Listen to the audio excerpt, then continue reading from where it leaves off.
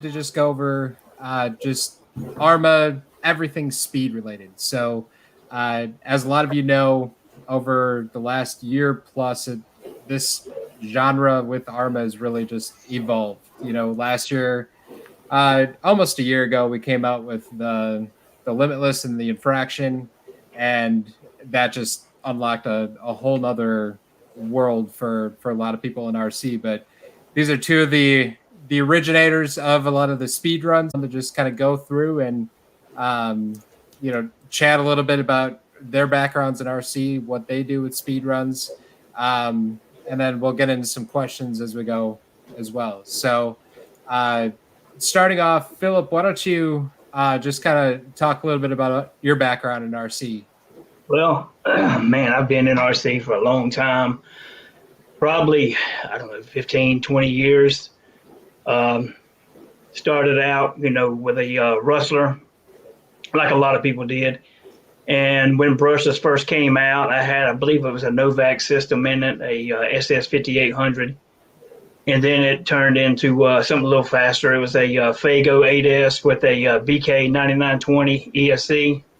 A lot of people is not going to know what I'm talking about, but, it just kept getting faster. And, I would just speed run in my house. And then, eventually it got faster and me and my friends started looking for roads to run on, and, finally broke 100. And it just transpired from there as the hobby grew and the stuff got better. Lipos came out, and, back then we was running on GP 3300 nickel metal cells. So as lipos came out, and we just got a lot faster and everything.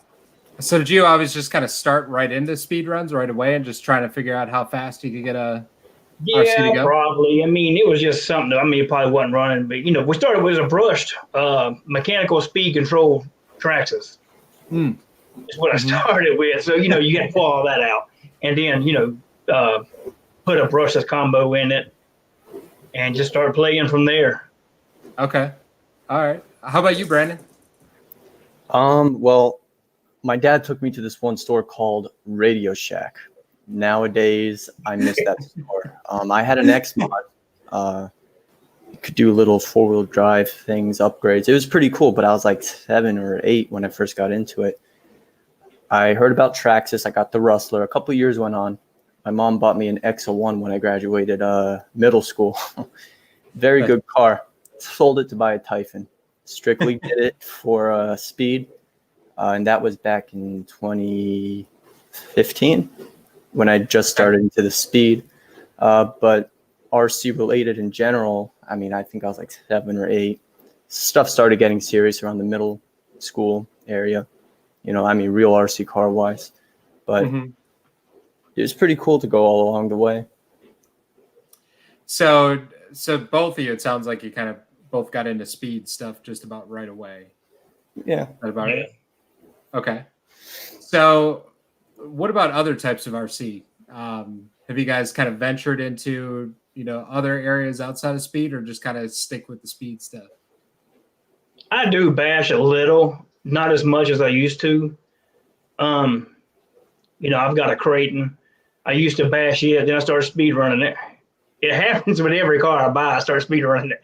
But I got a low TV XLE, and but I've been speed running it too.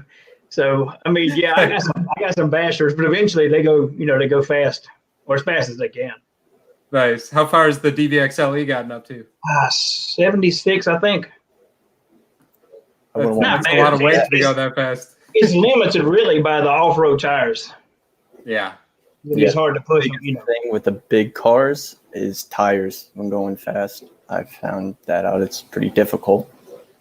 Yeah, because Brandon, you've done that with the Creighton 8S, right? Yeah, I did with the Badlands, and it was ridiculous, scary, dangerous. I think I did 78, and the tires were like, the whole car was like this. I'm like, I don't think I'm going to continue this. Oh, wow. So, Brandon, do you have any other vehicles other than speedrun? You do a little bit of bashing as well? I usually do go bashing. The batteries are done charging. My Creighton, I try to go fast with it, but I love to bash with it. I have a Fenton. I love doing little donuts outside. I also have a race quad. It's from Ishin. I like to fly a little bit, not jets and planes, but I like the race quad. I think I got that up to 91 miles an hour. It's a video way back, but it's pretty nippy. I think it's pretty cool. Now your Senton, do you still use that as a camera car too?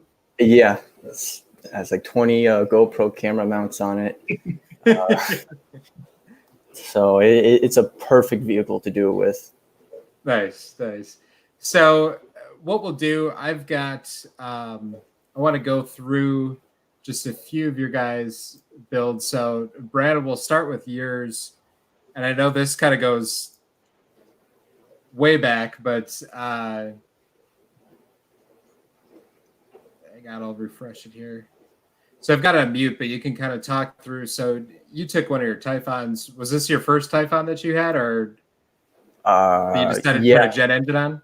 That was the Speed Typhon, because I have a track Typhon and I have a Typhon only for speed builds. That would be the Speed Typhon. Okay.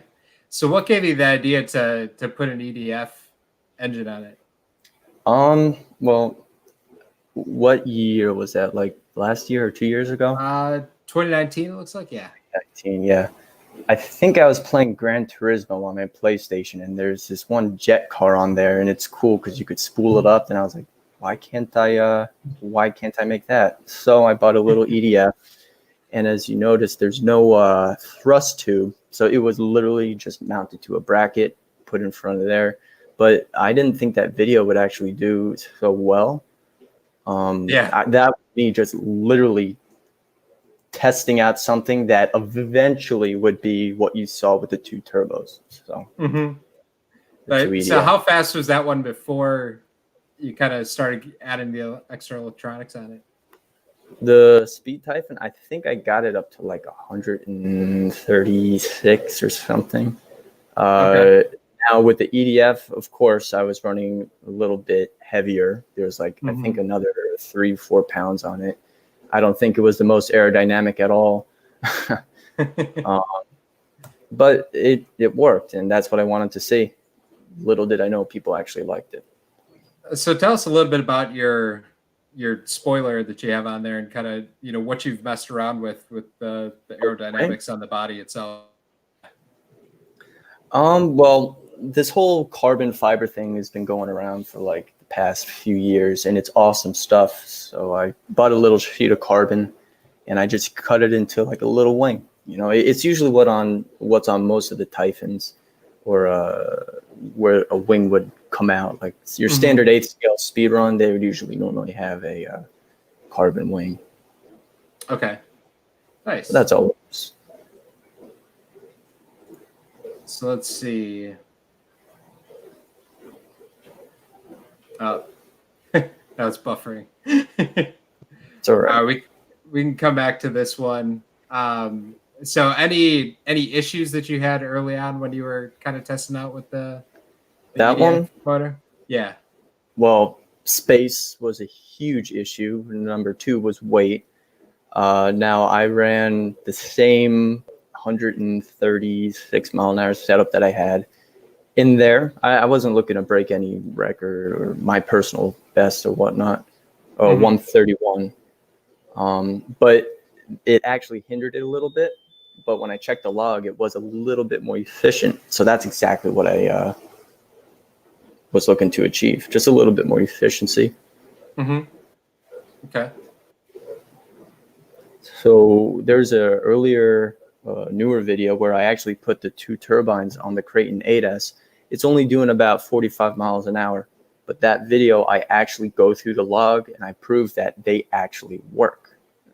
Well, I mean, of course they work, but that amp draws down, voltage drop was less, temperatures were down before and after. So it was a pretty cool test that I wanted to really see achieve. And this video right here, that was just part 1 of me testing it out. Yeah, it's nice. I didn't think it'd be anywhere near as big as it would be. Now let's go over to your Limitless. I know you started I think this is the same setup that you put on the Creighton, right? Yeah. So now both of you guys had limitlesses early on. So, what were, I guess for both of you, what were your initial thoughts when you got the limitless? Go ahead, Philip. I've been talking a lot. Your turn. Yeah, right out the box. I mean, it was a good build. It was a roller, but it was smooth. I mean, the only other car I have that rolls that smooth is my Slash. And I mean, just limitless. I mean, it's awesome, man. Right out the box. I recommend it to everybody still. When they ask me, what to build for a speed run car, I automatically say a limitless. But no, I loved it. I mean, I still do. It's just a great platform, stable, run straight. I mean, all kinds of possibilities. As you can see on Brandon's video, I mean, you can do about anything. And now they got GT bodies out. I mean, you can just keep going. But yeah, I was impressed. I truly was. How about you, Brandon? Well, I as soon as I took it out of the box, I was like, XL1's gonna cry. I haven't heard much talk about the XL1 since. But exactly as Philip stated, very, very stable, smooth, consistent. That's what I really want in a speed car or anything, really. It's built really well. It's a well-built car. Now, out of the box, that is probably the best car to start out with if you're doing speed or even just on-road stuff. There's a lot that you could do to it without there being much drawbacks. Can't go wrong. With it being a roller, when it came to electronics, how did you guys go about selecting the electronics you wanted to run in it? I think the first pass I made was with a Mamba Monster 2 and a Castle Creations 2200. I think it was geared 30, 34, and it ran like 116. That was my first pass with the car. And I was happy with that. I mean, just something to play around with on 6S. And it ran, dead straight out of the box. People asked me what my adjustments were. I made no adjustments other than tightening up the rear suspension. And it ran dead straight out of the box with no adjustments. How about you, Brandon? I went with it was the original Castle 1717. So it was a big boy, kind of thick, but low KV, 1650 KV. I think it was 30, 34 geared. So nothing extreme on 6S, but that's the first run did 101. I didn't even have to hold the steering wheel in it. As I stated in the video, pin straight. I could not, I couldn't make it up. So did both you guys start out on 6S for a while with that vehicle before you kind of started messing around between 4 and 8S? Yeah. Okay. I haven't touched 8S yet. Have yet to do that.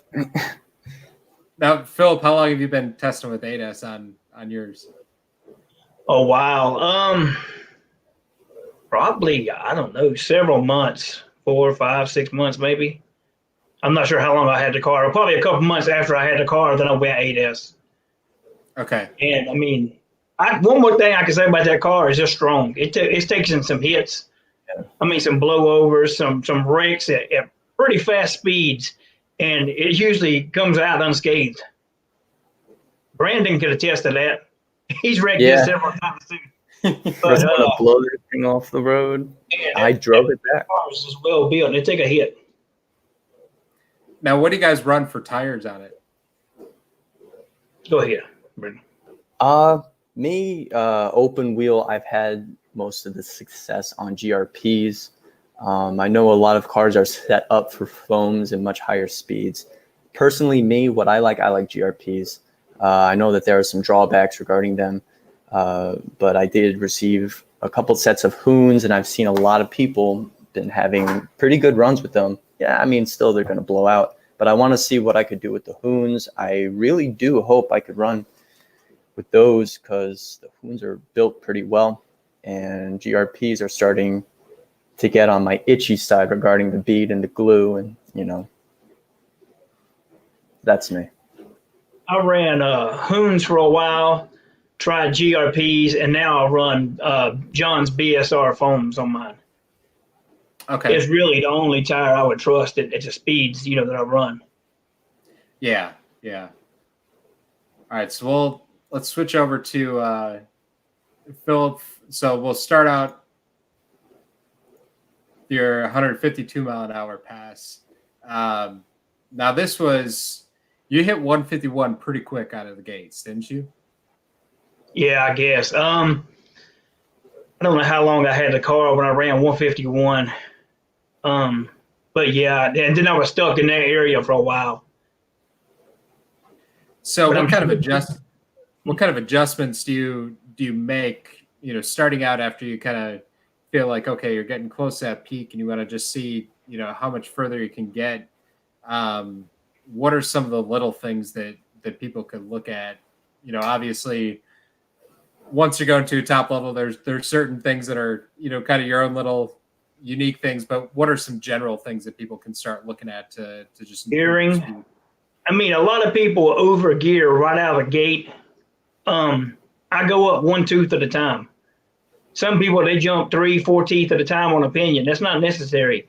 You can go up one tooth and it may help or hurt you. Then you go to the data logs and look and see if the voltage dropped a whole lot lower than it did on the previous pass, with the one tooth.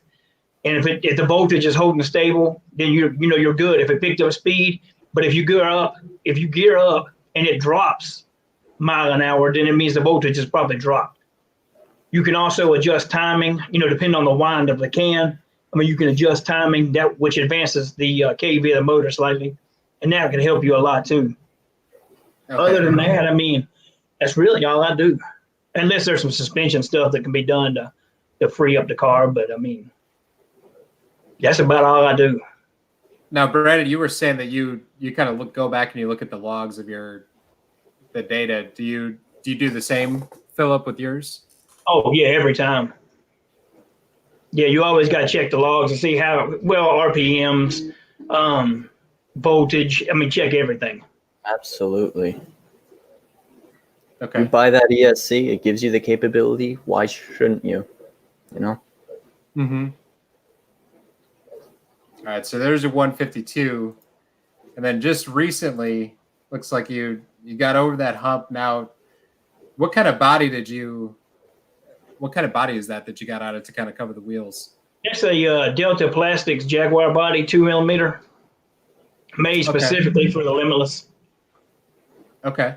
He makes a Toyota GT1 body. I'm running on a different Limitless now, and that body's testing pretty well too.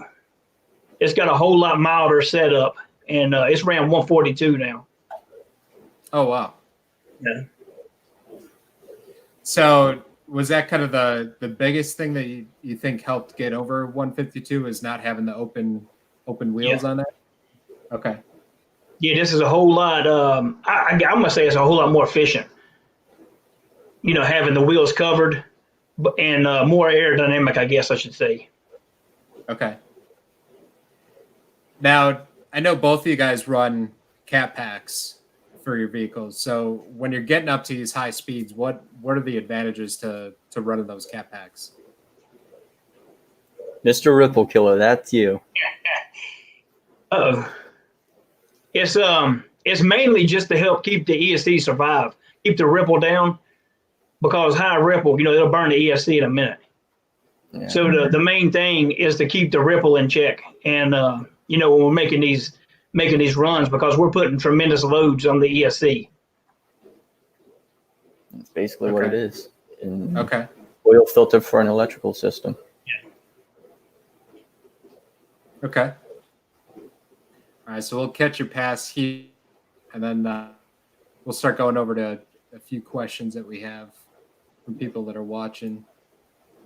That was a good day to run, bright and sunny. Mm-hmm. I need more roads when I need. You should rent out an airstrip. Wish I had one close by that would let us run.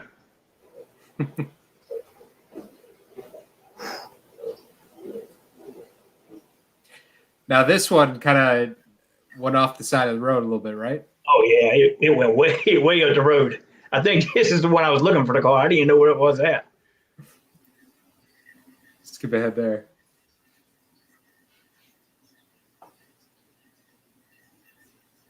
So it looks like it just rolled into a little bit of brush, didn't actually hit anything. Yeah, it was way up the road, though. I didn't have my fail-safe set, obviously.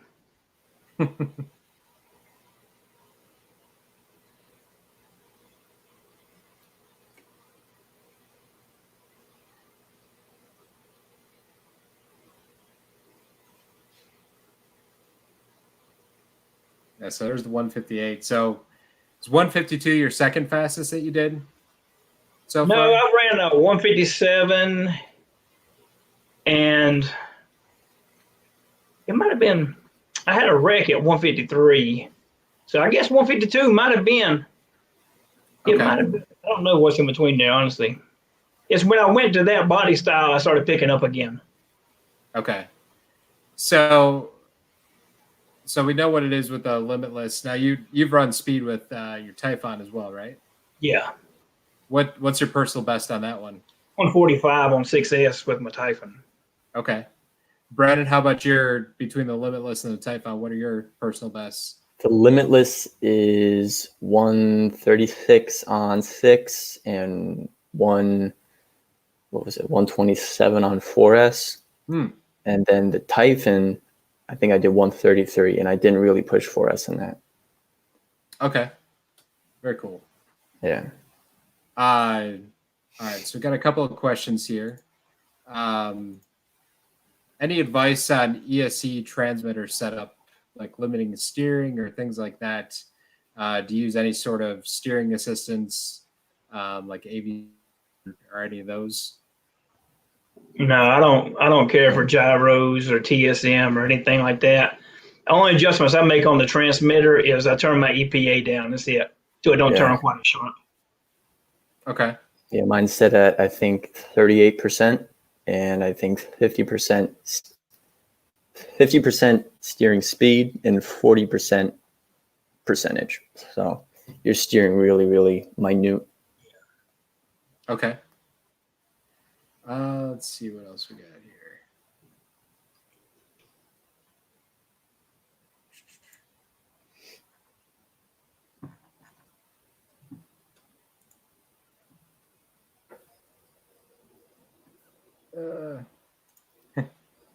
We got one of the kings of air dropping in, saying hi. Literally dropping in. What's up, RC dude?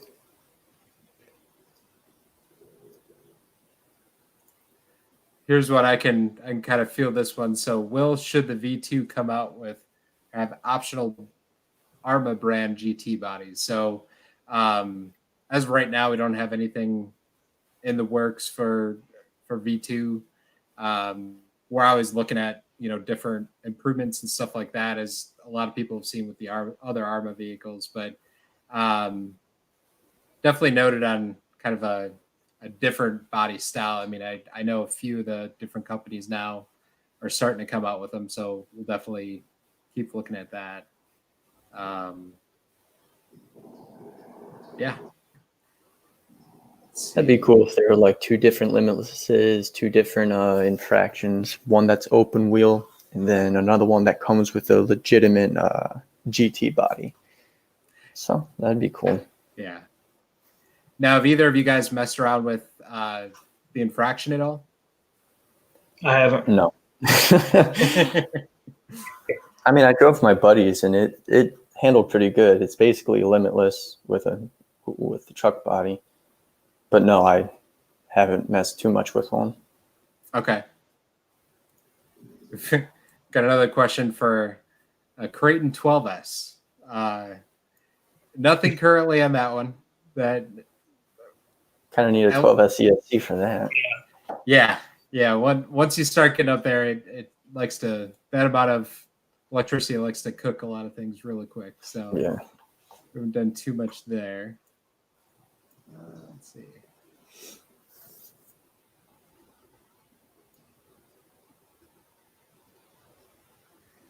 Sorry, there's a lot of generic ARRMA questions in here too, so we can knock some of those out.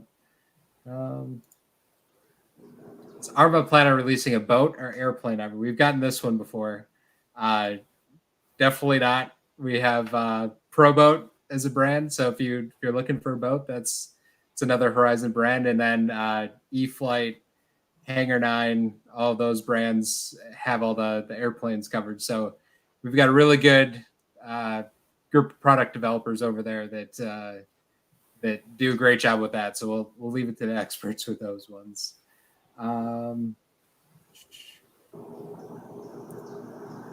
Here's one for you guys. So you calibrate the ESC to the radio at 100%, 120%. How do you guys set up your radios for those? I leave mine at 100. Same here. I mean, I've heard some guys recalibrate when they turn the throttle EPA up on the remote, that it could give you more speed. I don't know, but I want my data log, because it all goes off the ESC. ESC could only calculate up to 100% throttle. So I want everything on point at 100%. Okay. Well, my understanding was that, when you calibrate, it sees full throttle when you squeeze the trigger full throttle. Whether it's 100 or 120, you would have to recalibrate. So it would be the same trigger pull regardless. Gotcha. I think it just makes it a little bit more sensitive, maybe, or more adjustment in the throttle pull or something. Probably. I mean, I don't know. I don't mess with it. Yeah. That's a good question. You could really get into. All right, here's one. So Mike Ward has a few limitless. One set up with a XLX Ripple Killer. Can't get over 102. And then the second one has a 4070 2700 kV Max 5. Same gearing and can't get over 105. You guys have any tips for tweaks and things to look at? You want to answer the first one, Philip? The first one looks good to me. It has to be something in the ESC settings or the lipos, because that right there is about what I'm running in my 142 mile an hour car. I'm running a MMX 8S instead of an XLX, but I'm running a 4050 can. And I think I'm geared 2934 or 3034. And like I say, it's gone 142 now. So I would say check your ESC settings, or the lipos ain't up to the task, one or the other.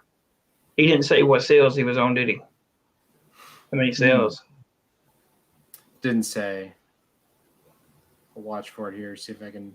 Now, Max 5, I ain't had any luck speed running Hobby Wing ESCs. Especially with the 2700 kV, it's going to draw a lot of amps. Max 5's maximum amp capability is 200, and 2700 can do that at half throttle, depending on how harsh your setup. Generally, it's a 6S motor. Best thing you could do is either run a lower kV can on 8S with a Max 5 and gear a little bit lower, maybe drop the amperage a little bit.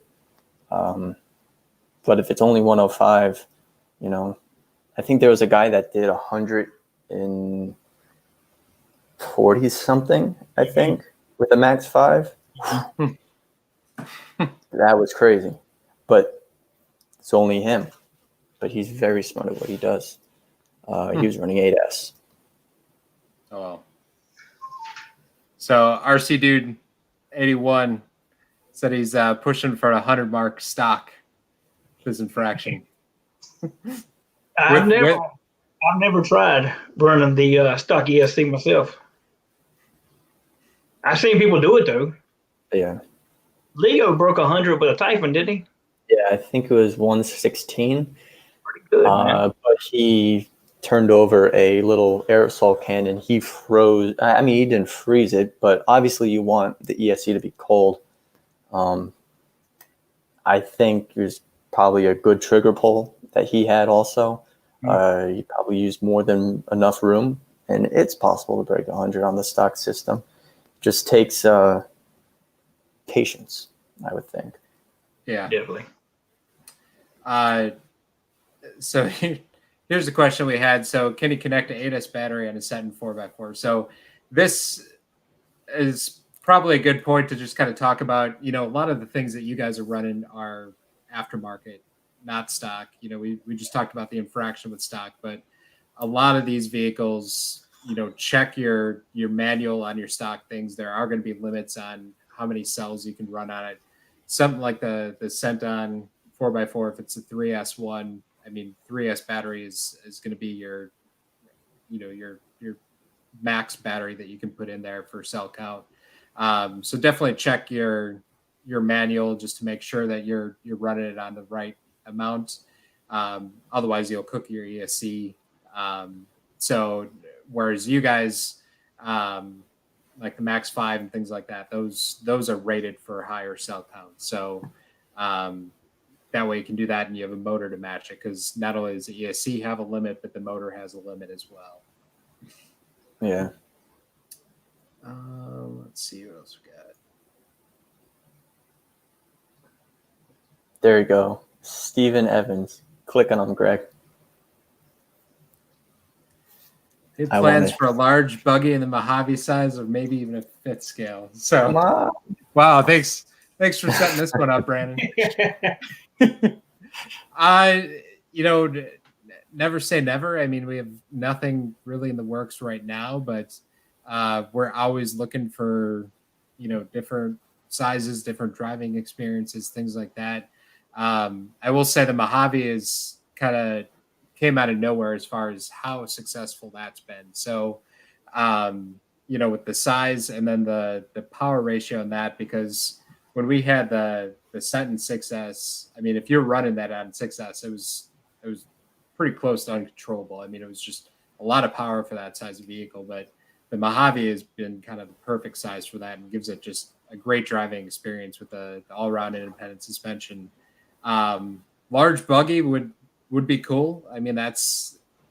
There isn't a lot out there with that. I know TLR had like the 5B for a while that was more of a race buggy, but not kind of like an all-around basher type of buggy. But that could potentially be something in the future with like the Typhon to have a different experience for that as well. So, Brandon, does that give you enough of an answer on that one? Yeah. Let's see.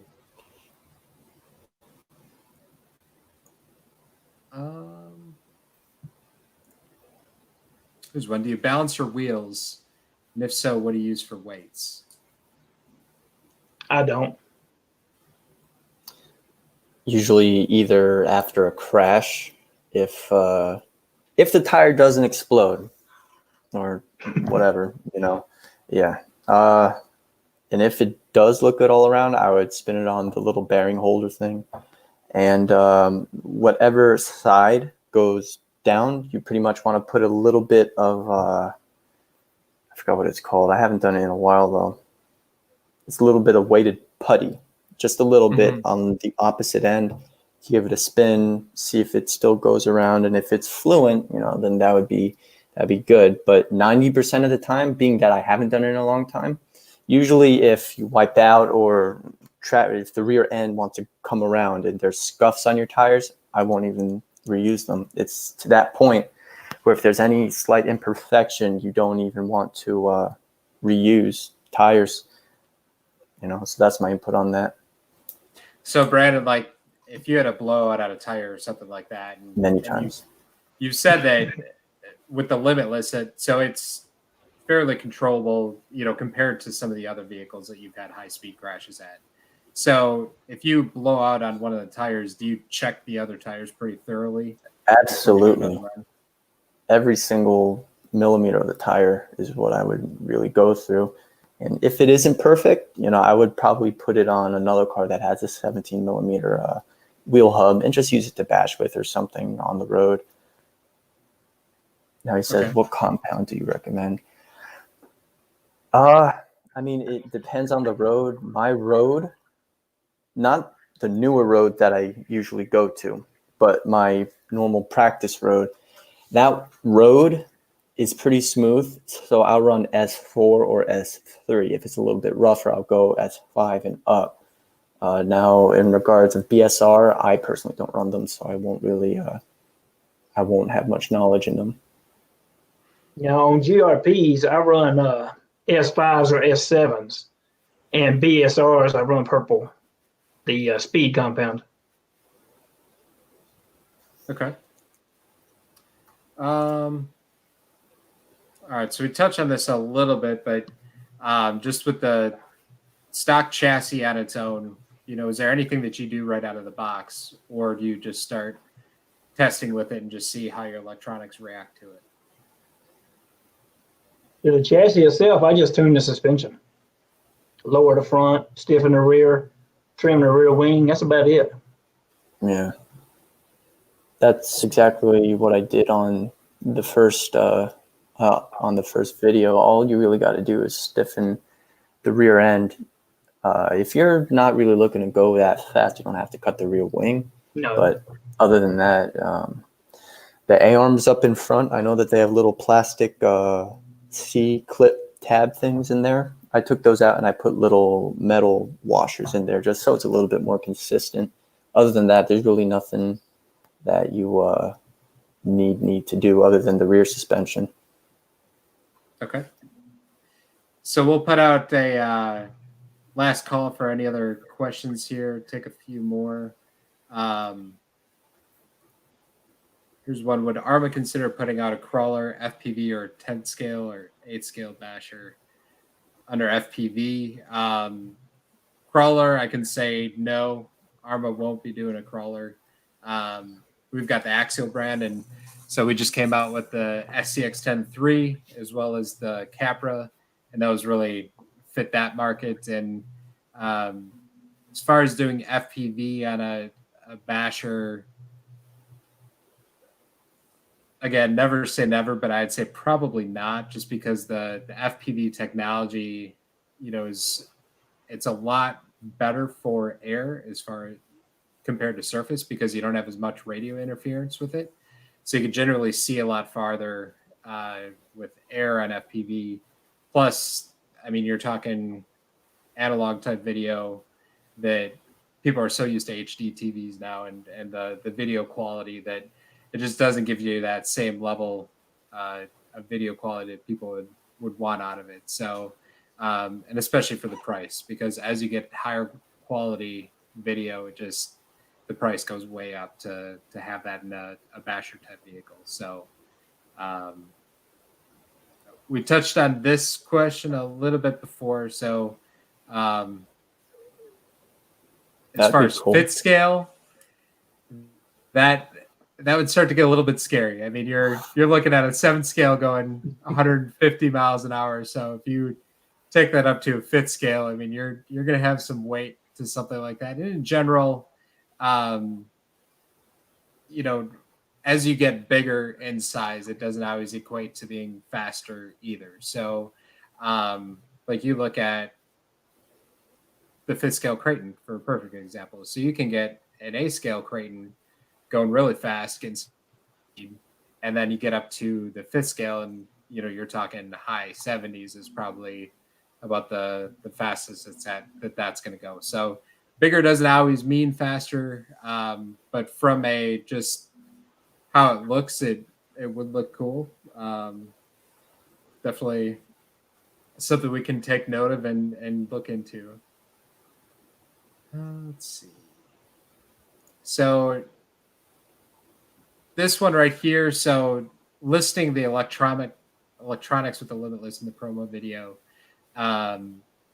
So when we did that video, it was pretty much stock electronics, just with different gearing to make sure that it runs well. I mean, with the Limitless and the stock 6S electronics, you can get into cogging pretty easily, just because it just is too much gearing for that stock setup. But that's part of what we want to do with making it a roller was, make it so it's limitless. So whatever electronics you want to run in it, and you want to go to the higher power stuff, we don't have, stock electronics that are what you guys are running with Philip and Brandon. So we wanted to make sure that people were kind of open to just seeing what's out there on the forums, what people are using, what they have for their own speed setups and those types of things. Let's see. Seeing any other questions, Brandon, on Facebook here?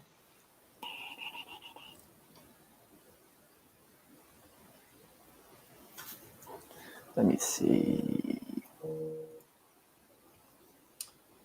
RC Master is asking That'd for be a cool. 10th scale and fraction. Could be cool. 3RC or 4S version Yeah, of that caliber. that could be cool. Looks like that's about it. So, a couple of things as we wrap up here. So, Philip, Brandon, just want to thank you guys for taking the time and letting us into your world a little bit and just talk through kind of your mindset as you're doing these speed videos. It's always fun to watch. I know whenever you guys are putting up a new video, it's one of the first ones I go over to YouTube to check out, just see okay how fast you go now. But it's cool to see. We're working on coming out of this whole quarantine thing and stuff like this. As ARRMA, we're working on some stuff for the speed guys to be able to engage with people a little bit more and get figure out okay what does that leaderboard look like. So I mean, there's all your Facebook forums and things like that. People are posting things, but we're looking for ways to kind of engage and celebrate that a little bit. So look for that in the future. We will post both these guys' channels in the comments, so that way everyone knows where their channels are. We'll make sure you're tagged in the post as well. Definitely go and subscribe to their YouTube channels. There's always good content that they're putting out. I want to do a quick shameless promotion here, but we're doing the local hobby shop fundraiser that any of the Horizon hobby pages, ARRMA, LOSI, Axial, the cover photo is a link to that site on Horizon Hobby. So we're selling t-shirts, sticker packs, taking donations to help support the local hobby shops that are impacted by the stay-at-home order. So definitely go and check those out. And again, Phil, Brandon, thank you so much for the time. Any last words for you guys? Hey, I just appreciate the opportunity.